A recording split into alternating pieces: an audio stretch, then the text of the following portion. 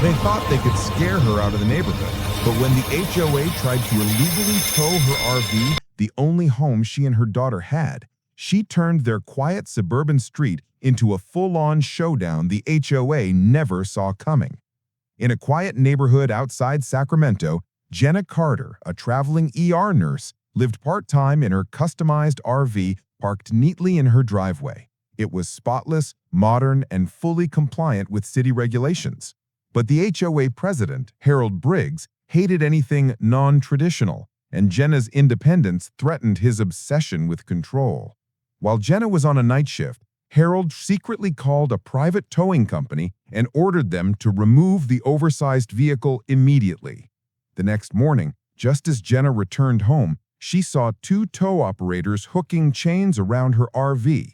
Sunlight exploded across the chrome as Jenna dropped her backpack and sprinted down the street.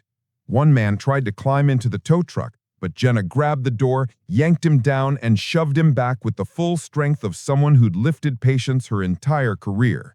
The second man swung a chain at her, but Jenna ducked, twisted his arm, and slammed him against the RV's side panel. Neighbors ran out, recording everything, as she stood between the tow truck and her home.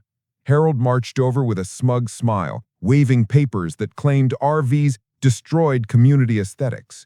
Jenna pulled up the state legal code on her phone.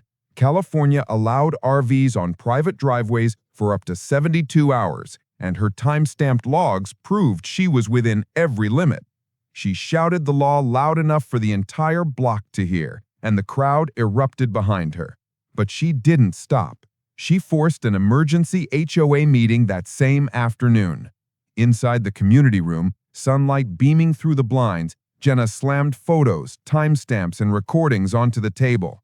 Harold's face drained as she read each rule he had violated: false towing orders, property interference, harassment, and abuse of authority.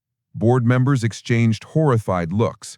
When Jenna played the video of Harold instructing the tow company to take it even if she screams, the room froze.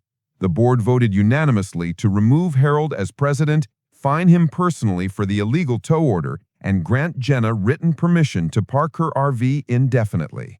That evening, Jenna climbed into her RV as neighbors applauded from their lawns, cheering her name. Her daughter hugged her tightly, saying, "Mom, you won." The setting sun reflected off the RV like a medal of victory. Jenna had defended her home and taken down the tyrant who tried to destroy it. I am Liam, and trust me, the next HOA story is even worse. Subscribe now.